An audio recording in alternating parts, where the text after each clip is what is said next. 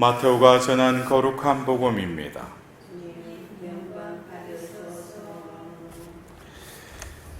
그때 예수님께서 수석 사제들과 백성의 원로들에게 말씀하셨다. 너희는 어떻게 생각하느냐? 어떤 사람에게 아들이 둘 있었는데 맏아들에게 가서 얘야 너 오늘 포도밭에 가서 일하여라 하고 일렀다. 그는 싫습니다 하고 대답하였지만 나중에 생각을 바꾸어 일하러 갔다. 아버지는 또 다른 아들에게 가서 같은 말을 하였다. 그는 가겠습니다 아버지 하고 대답하였지만 가지는 않았다. 이 둘 가운데 누가 아버지의 뜻을 실천하였느냐? 그들이 맏아들입니다 하고 대답하자 예수님께서 그들에게 말씀하셨다. 내가 진실로 너희에게 말한다. 세리와 장녀들이 너희보다 먼저 하나님의 나라에 들어간다. 사실 요한이 너희에게 와서 의로운 길을 가르칠 때 너희는 그를 믿지 않았지만 세리와 장녀들은 그를 믿었다.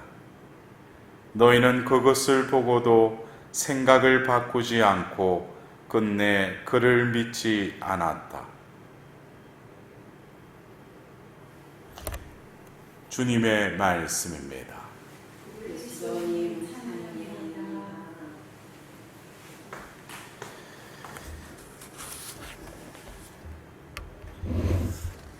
오늘 우리가 들은 이 복음의 말씀을 듣노라면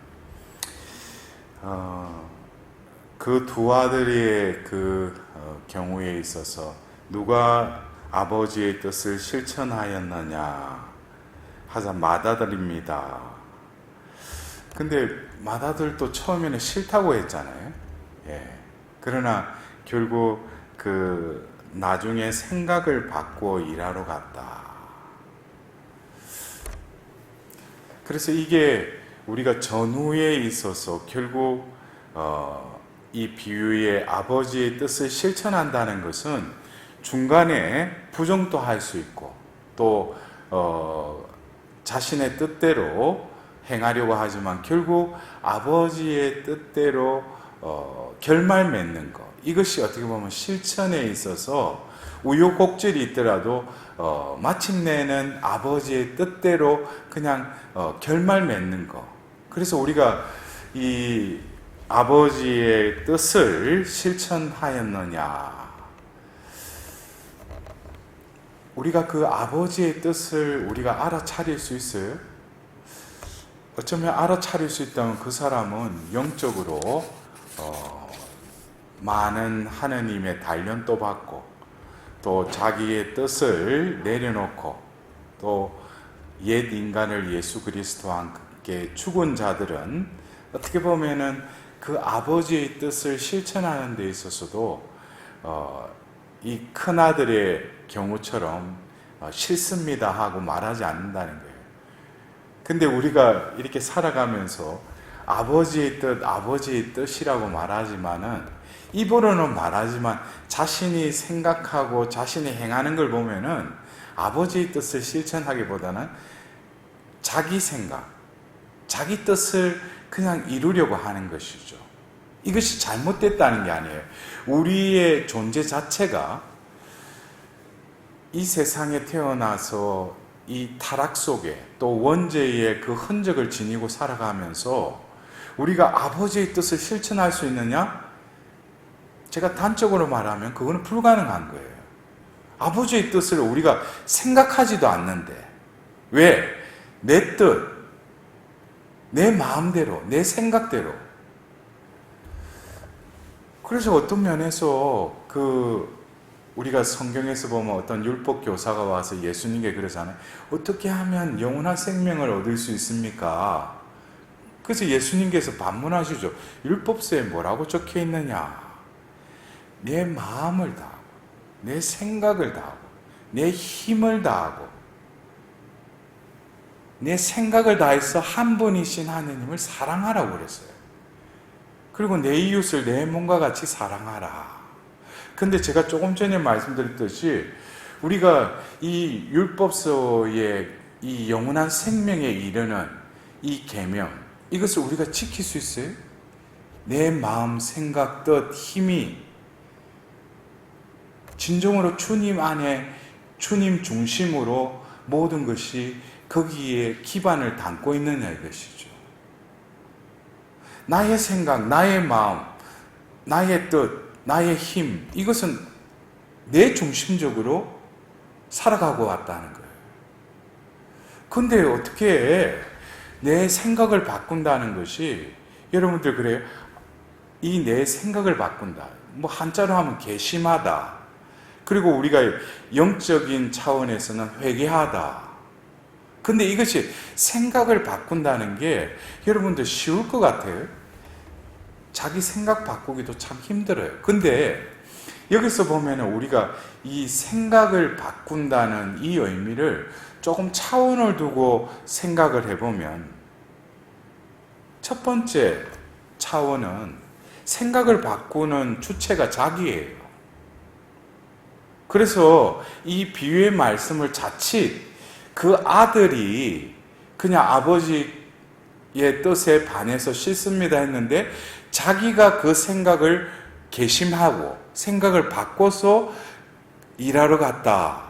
그러니까 이게 첫 번째 차원은 이 생각을 바꾸는 주체가 누구예요? 자기라는 거예요. 근데 많은 사람들이 이 생각을 바꾸는 이것을 이 차원에서 생각하는 이들이 많아요. 그래서 회개도 뭡니까? 아, 내가 회개해야지. 이것은 어떤 면에서 우리가 뭐 표현이 비유가 제대로 되는지 모르지만 감옥에서 수감 생활하다가 이제 나갈 때쯤 되면은 아, 내가 밖에 나가서 이제 열심히 마음 잡고 살아야지. 그것은 자기가 살아가는 삶이기 때문에 자기가 괘씸하고 자신이 올바르게 살아가려고 노력하는 주체도 자기죠. 그런 차원이 아니라는 거예요. 그래서 우리가 어떤 세상적인 차원에서 이 생각을 바꾼다는 그 차원에 우리가 오늘 복음의 말씀을 이해하면 안 된다는 겁니다. 그래서 아, 나도 생각을 바꿔서 아버지의 뜻을 실천해야지. 제가 조금 전에 말씀드린 우리의 존재 자체가 아버지의 뜻을 실천할 수 있어요? 없어요? 없다는 거예요. 그거를 빨리 깨달아야 돼요. 내가 아버지의 뜻을 실천할 수 없다라는, 왜? 내 존재 자체가 이미 손상되었기 때문에. 원래 하나님이 창조한 그 모상인 인간은 뭡니까? 하나님의 뜻대로 하나님 말씀에 순응하면서 살아가도록 하나님의 생명을 불어넣어서 창조하신 그 존재였는데, 결국 우리는 선악과 나무를 따먹은 그 행위 이전에 바로 그 창세기 2장 17절에 이 동산 한가운데 있는 선과 악을 알게 하는 나무 열매는 절대로 따먹지 말라는 그 하나님의 말씀을 망각해버리고 그 마귀의 그 생각에 연합된 것이죠. 말의 유혹에 넘어간 것이죠. 그 순간이 결국에는 뭐예요? 행위로 이어짐으로써 죄가 성립되지만 이미 죄는 생각으로부터 이미 연합돼 버리면은 그게 내 의지가 협력해서 결국 죄를 범죄하게 된다는 거예요. 결국 우리 존재도 하나님 은총 안에서 머물 때는 하나님의 생각, 하나님의 뜻대로 살려고 노력하지만 어느 순간에 또 자기 뜻대로 살아요. 자기 생각대로. 자기는 분명히 아침에 촛불 켜놓고 주님의 기도 바치면서 아버지의 뜻이 하늘에서와 같이 땅에서도 이루어지소서. 기도는 했건만 하루를 살고 되돌아보면서 저녁 기도나 또 끝기도 하면서 돌아보면은 아버지의 뜻이 이루어지기보다는 내 뜻을 이루려고 오늘 하루 종일 동분서주하면서 바쁘게 사는 거예요. 그러니까 이것이 어떤 면에서 이 첫 번째 차원에서 계속 이 괘씸하다, 생각을 바꾸다, 이 차원을 이해하면은 아, 오늘 주일 복음에 그 말씀 큰아들처럼 나도 이제 생각을 바꿔서 아버지 뜻대로 살아야지. 그게 얼마 가겠습니까? 그러면은 이 첫 번째 차원에서 이것이 생각을 바꾸는 주체가 내가 아니다라는 것은 결국 내가 지금 생각하는 것과 하나님의 그 생각, 뜻하고는 다르다라는 것을 명확하게 내가 인식을 해야 돼요. 여러분들 많은 경우 그래요. 자신이 기도 중에 기도하면서 우리가 그러잖아요. 어떤 경우에 많은 분심 속에 있죠. 근데 어떤 때는 하나님한테 영전기도도 하고 묵상을 하면서 또 여러 가지 좋은 뜻이 있어서 주님 그렇게 하겠습니다. 근데 그것 역시 하나님으로부터 온 것인지 아닌지는 분별해 봐야 돼요.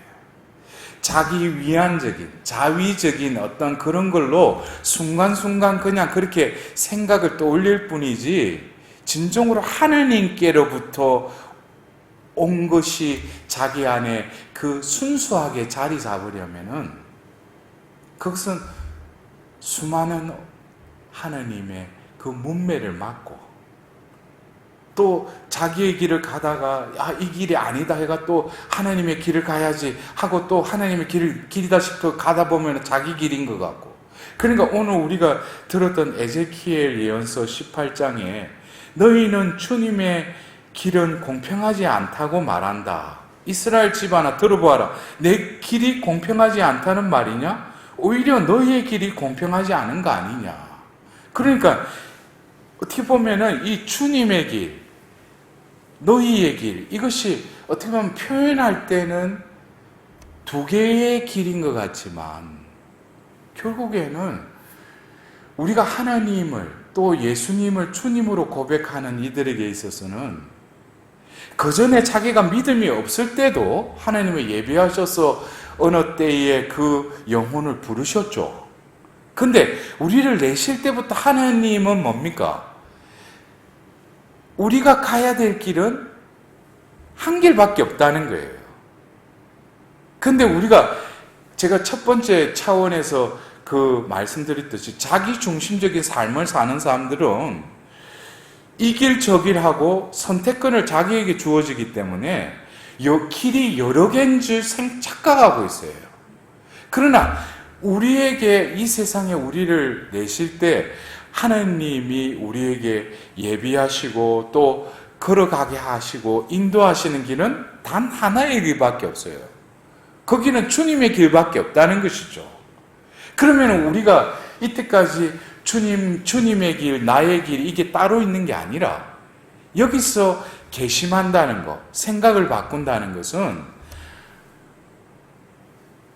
주님의 길과 나의 길이 분명히 다른데 여기서 다르다라는 것을 깊이 인식하면 자신이 이때까지 살아왔고 자신이 계획했던 모든 길들이 뭐예요? 허상이라는 것을 깨닫게 돼요. 그러면서 그때부터 하나님께 내 생각이 아니라 주님의 생각으로 이입되도록 넘어가도록 자신이 계속 그 주님의 길, 주님의 뜻 이것에 대해서 이제는 뭐예요? 알아차리려고 노력하기 시작한다는 거예요.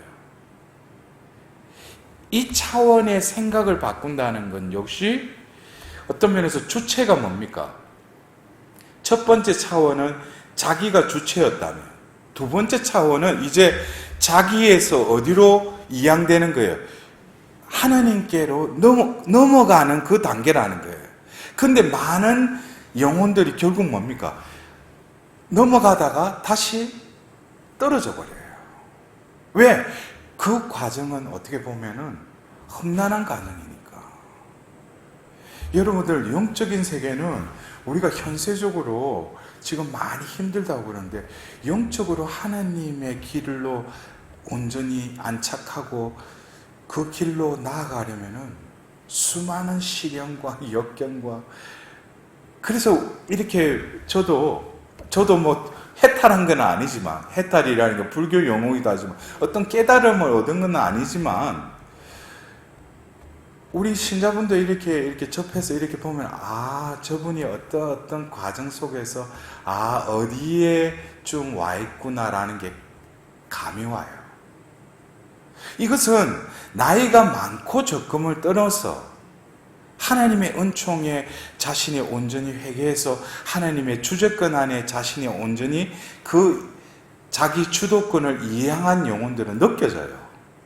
나이 어린 신자라도 그 영혼을 이렇게 들여다보면은 이미 주님의 길로 나아가는 영혼들이 있어요.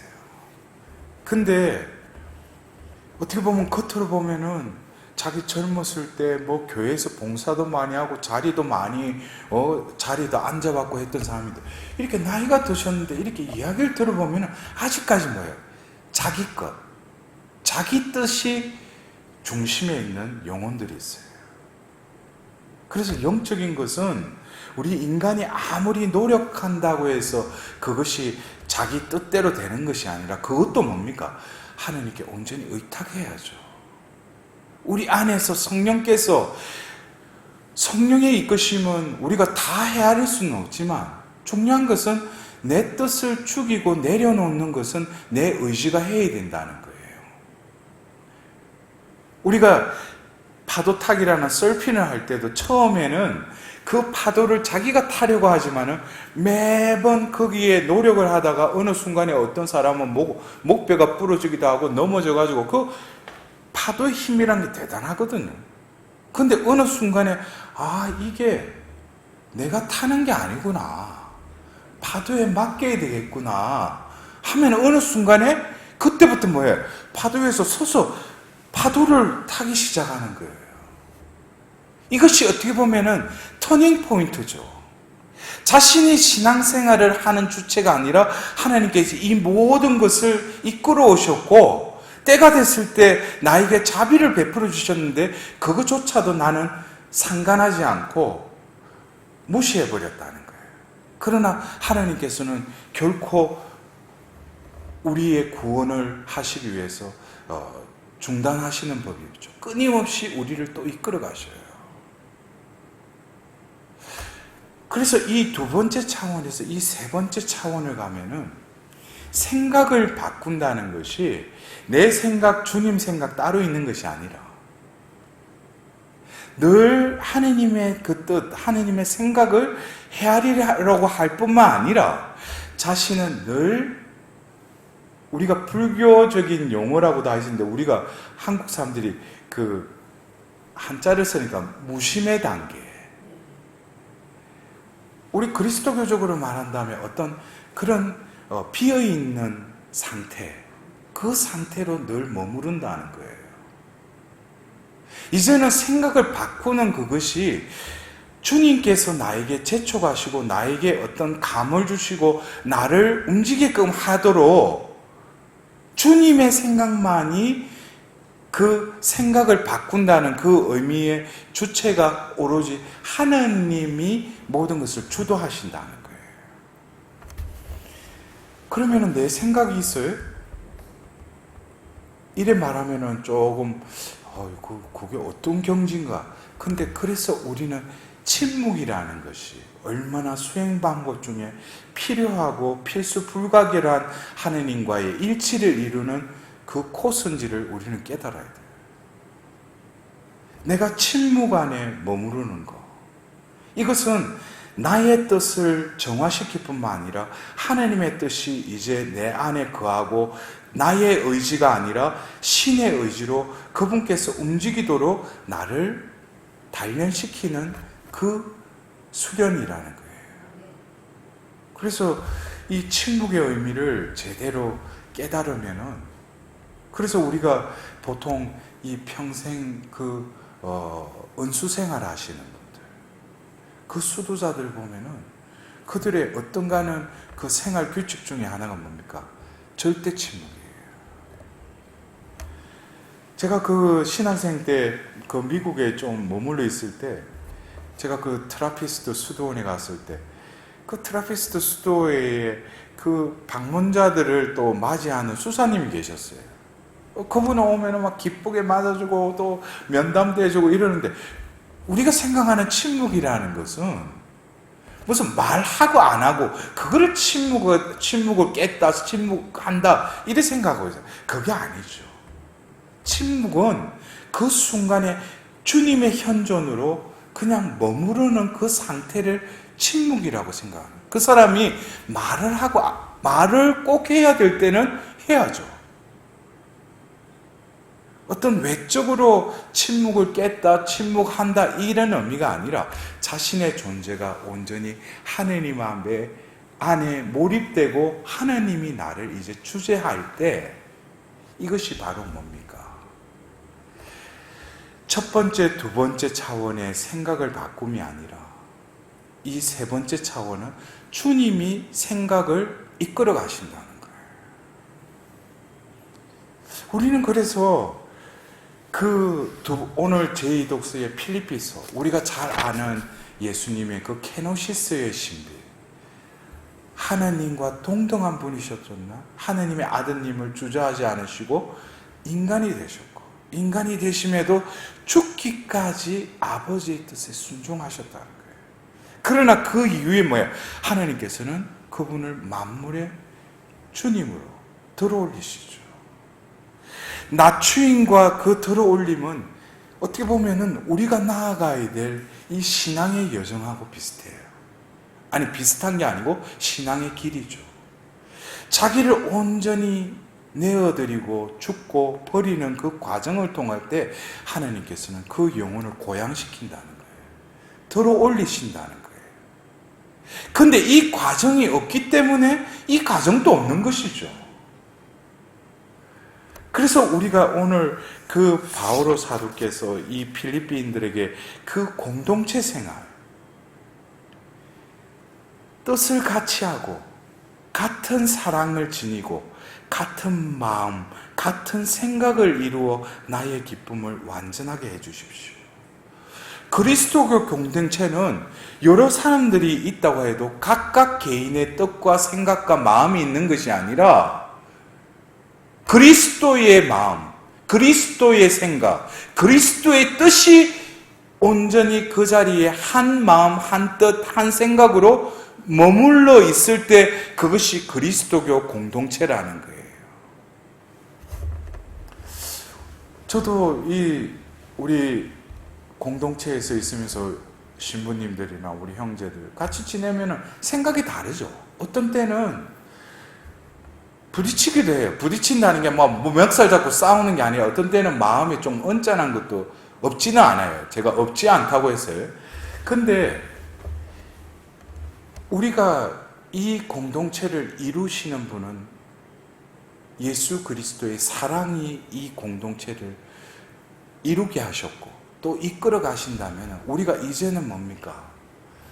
어떤 형제를 통해서 나에게 어떤 마음에 거슬리는 그런 것을 할 때도 저 형제를 통해서 하나님이 또 나의 그 모난 것을 깎기 위해서 또 말씀하셨구나. 그렇게 바라면은 그렇게 내가 이렇게 주입시키는 것이 아니라 그렇게 생각하니까 배울 게 있는 거예요.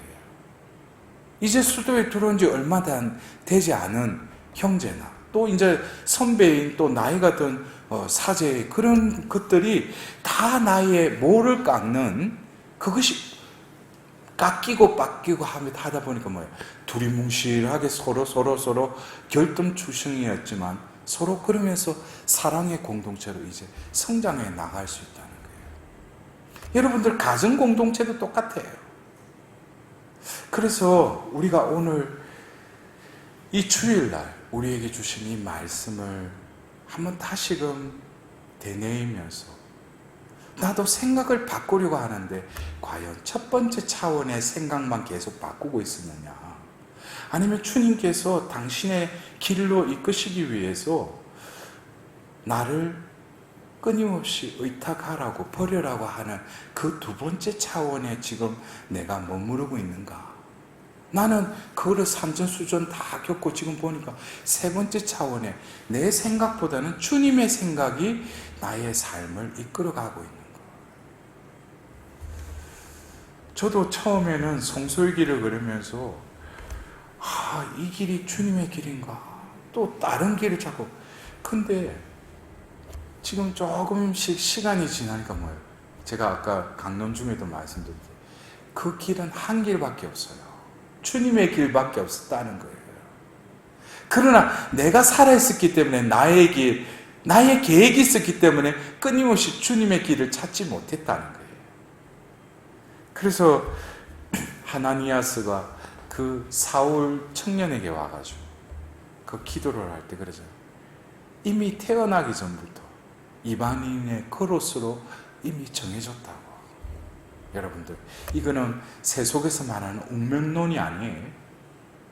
주님은 우리를 사랑하시기 때문에 지금 여러분들이 어떤 경우에 역경 속에 있고 시련 속에 있고 가정에 어떤 문제가 있고 나도 어떤 지금 고통 중에 있더라도 그것은 내가 이 세상을 살아가는 데 있어서 주님께서 함께 하실 뿐만 아니라 주님이 몸소 당신의 길로 이끌어 가신다는 그 목적의식을 내가 분명히 깨닫는다면 이 영원하지 않는 한시적이고 언젠가는 없어질 이런 것들에 연연하지 않는다는 거예요. 그래서 여러분들 오늘 이 주일 하답송의 그 후렴처럼 주님 당신의 자비 기억하소서. 이것은 주님께 드리는 기도이기도 하지만 나에게 베풀어 주신 그 자비를 기억하는 오늘 하루가 되었으면 합니다. 제가 요즘 며칠 전에 얼마 전에 등산을 하면서 그 깨달은 그 표현을 이제는 내가 알려야 될 것 같아요. 그래서 저를 접하고 그 매체를 통해서 듣는 여러분들 분명히 이것은 한 사제의 말이기 이전에 제 마음을 흔들었던 주님의 음성인 것 같아요. 이 코로나 시대에 육신은 백신을 필요로 하듯이 우리의 영혼은 자비를 입어야 한다. 여러분들 그래요? 지금 우리는 이 코로나 바이러스로 감염되지 않기 위해서 마스크 쓰고 조심하고 이렇게 하잖아요. 근데 이미 우리는 죄에 감염되어 있어요. 근데 이 눈에 보이는 이 표징들 가운데 하나님의 뜻을 우리가 제대로 깨닫는다면 지금 이 시대가 뭡니까? 지금 이 시기가 바로 자비의 때, 구원의 날임을 우리가 깨달아야 할 거예요. 그래서 우리는 신앙인으로서 하나님의 자비의 백신을 맞아야 한다는 것을 여러분들 명심하셨으면 합니다.